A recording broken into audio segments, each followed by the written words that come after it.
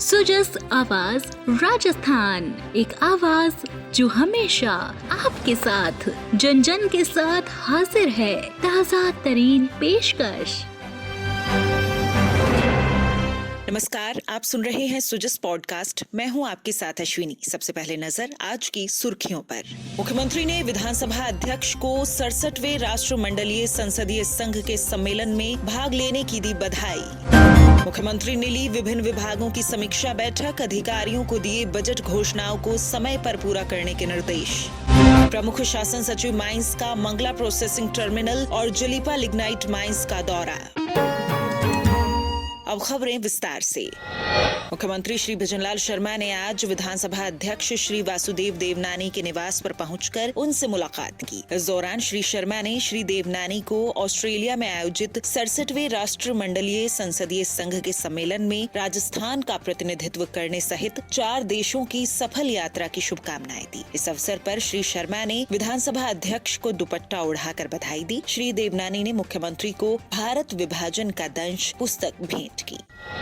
मुख्यमंत्री श्री भजनलाल शर्मा ने कहा कि आधारभूत ढांचे के विकास से राज्य के विकास को गति मिलती है। राज्य सरकार की प्राथमिकता है कि प्रदेश में आवागमन को सरल और सुगम बनाने के लिए गुणवत्तापूर्ण सड़कों का निर्माण हो। उन्होंने निर्देश दिए कि सार्वजनिक निर्माण विभाग प्रदेश में सड़क निर्माण और संधारण सहित महत्वपूर्ण प्रोजेक्ट्स के निर्माण कार्यों को पूर्ण जिम्मेदारी और समयबद्धता के साथ पूरा करे। मुख्यमंत्री श्री शर्मा गुरुवार को मुख्यमंत्री कार्यालय में सार्वजनिक निर्माण विभाग की समीक्षा बैठक की अध्यक्षता कर रहे थे। उन्होंने निर्देश दिए कि वर्ष 2024-25 की बजट घोषणा और अन्य घोषणाओं के तहत बनने वाली सड़कों के निर्माण कार्य को समय से पूरा किया जाए। उन्होंने सड़क निर्माण कार्यों में गुणवत्ता सुनिश्चित करने के लिए निरंतर जांच करने और गुणवत्ता में कमी पाए जाने पर कार्यवाही करने के निर्देश दिए। श्री शर्मा ने प्रदेश में चल रहे राष्ट्रीय राजमार्गों के विकास कार्यों की भी समीक्षा कर निर्देश दिए कि प्रगतिरत कार्यों में गति लाई जाए और आगामी परियोजनाओं की जल्द DPR तैयार करवाई जाए। श्री शर्मा ने कहा कि प्रधानमंत्री ग्राम सड़क योजना के तहत संचालित सड़क निर्माण कार्यों को जल्द पूरा किया जाए।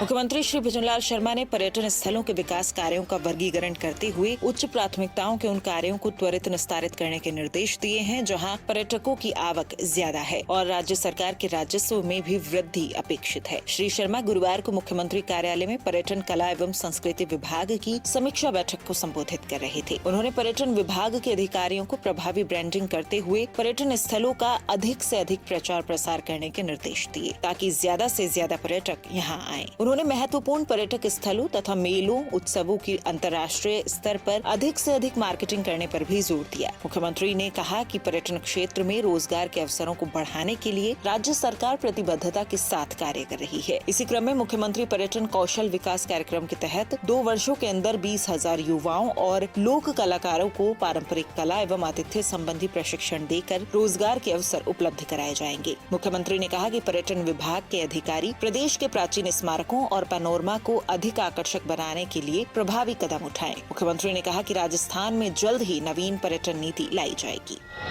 वहीं मुख्यमंत्री श्री भजनलाल शर्मा ने अपने मंत्री परिषद के सदस्यों और विधायकों के साथ गुरुवार को जयपुर के जवाहर सर्किल स्थित एंटरटेनमेंट पैराडाइज मल्टीप्लेक्स में फिल्म दी साबरमती रिपोर्ट की स्पेशल स्क्रीनिंग देखी। मीडिया से बातचीत में मुख्यमंत्री ने कहा कि इस फिल्म ने इतिहास की निंदनीय घटना की सच्चाई जनता के सामने लाने का काम किया है। उस दौर में इस घटना को लेकर जो झूठ परोसा गया था उसकी सच्चाई इस फिल्म के माध्यम से उजागर होती है। उन्होंने फिल्म के निर्माताओं को धन्यवाद देते हुए कहा कि सभी को ये फिल्म जरूर देखनी चाहिए। इस दौरान उप मुख्यमंत्री डॉक्टर प्रेमचंद बैरवा सहित अन्य मंत्री भी मौजूद रहे। आप सुन रहे हैं सुजस आवाज राजस्थान।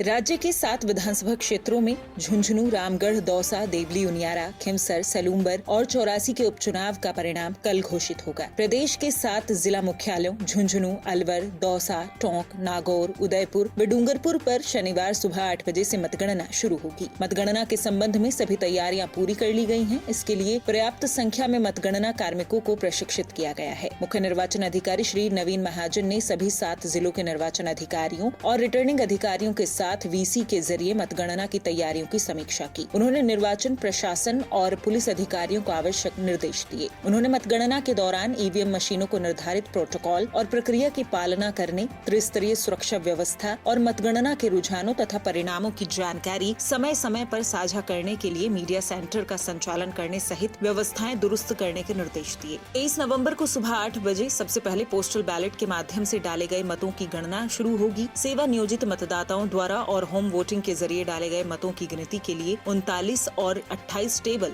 स्थापित की गई है। ईवीएम मशीनों से मतों की गणना सुबह 8:30 बजे से शुरू की जाएगी। इसके लिए 98 टेबल स्थापित की गई हैं। सभी 7 विधानसभा निर्वाचन क्षेत्रों के लिए कुल 141 राउंड में ईवीएम मशीनों से मतों की मतगणना होगी। मतदाताओं की संख्या के आधार पर 18 से 22 राउंड में मतों की गिनती होगी। श्री महाजन ने बताया कि सभी मतगणना स्थलों पर सुरक्षा के पुख्ता इंतजाम किए गए हैं। यहाँ त्रिस्तरीय सुरक्षा व्यवस्था होगी। जिला निर्वाचन अधिकारियों और पुलिस अधीक्षकों को मतगणना केंद्रों पर सुरक्षा मापदंडों का कड़ाई से पालन करने के निर्देश दिए गए हैं। मतगणना स्थलों पर किसी भी व्यक्ति को बिना अनुमति के कमरे में प्रवेश करने या छोड़ने की अनुमति नहीं होगी। सुरक्षा और कानून व्यवस्था पर नियंत्रण के लिए राज्य पुलिस के साथ ही केंद्रीय पुलिस सुरक्षा बल आरएसी और पुलिस होमगार्ड कार्मिकों को भी तैनात किया गया है। मतगणना के दिन संबंधित विधानसभा क्षेत्र में सूखा दिवस घोषित किया गया है।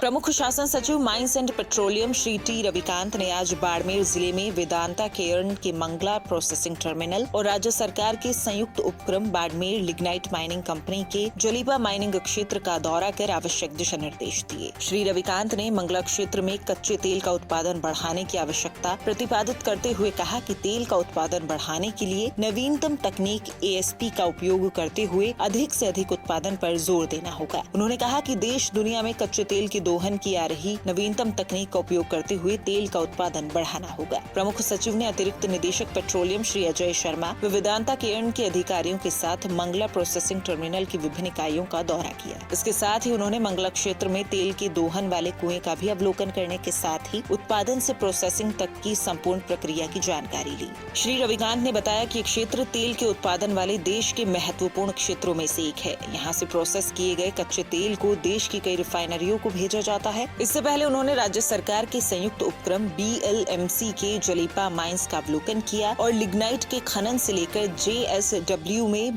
बिजली उत्पादन तक की विस्तार से जानकारी ली। उन्होंने कहा कि जीरो लॉस तकनीक से लिग्नाइट का दोहन किया जाए और माइनिंग सुरक्षा मानकों की सख्ती से पालना सुनिश्चित की जाए।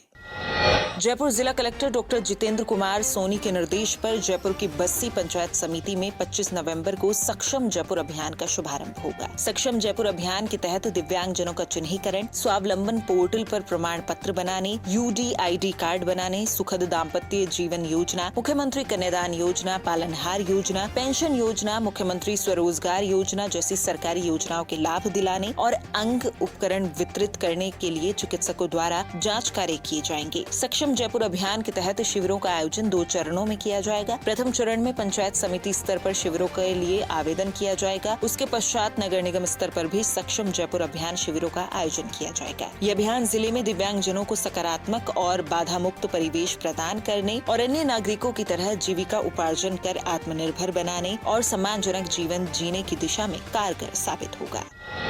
केंद्रीय कृषि एवं किसान कल्याण राज्य मंत्री श्री भागीरथ चौधरी ने राज्य सरकार द्वारा भेजे गए पत्र का संज्ञान लेते हुए दलहन तिलहन की समर्थन मूल्य पर खरीद को लेकर national agricultural cooperative marketing federation के प्रबंध निदेशक दीपक अग्रवाल से फोन पर बातचीत की। उन्होंने राजस्थान में मूंग, उड़द, मूंगफली और सोयाबीन जैसी फसलों की खरीद सुनिश्चित करने के लिए आवश्यक दिशा निर्देश जारी किए। राजस्थान सरकार ने हाल ही में खरीफ 2024-25 की दलहन और तिलहन फसलों की खरीद के लिए PSS योजना के तहत भारत सरकार से अतिरिक्त समर्थन और खरीद की मांग की थी। राज्य में किसानों को उचित मूल्य दिलाने और उनकी उपज की खरीद सुनिश्चित करने के लिए ये कदम उठाया गया है। केंद्रीय कृषि राज्य मंत्री ने कहा कि केंद्र सरकार किसानों के हितों की रक्षा के लिए पूरी तरह प्रतिबद्ध है। उन्होंने अधिकारियों से ये सुनिश्चित करने के लिए कहा कि राजस्थान में अधिसूचित खरीद केंद्रों पर किसानों से उनकी फसलें समर्थन मूल्य पर बिना किसी बाधा के खरीदी जाएं। आप सुन रहे हैं सुजस आवाज राजस्थान। सुजस पॉडकास्ट में फिलहाल के लिए इतना ही। फिर होगी आपसे मुलाकात, तब तक के लिए नमस्कार।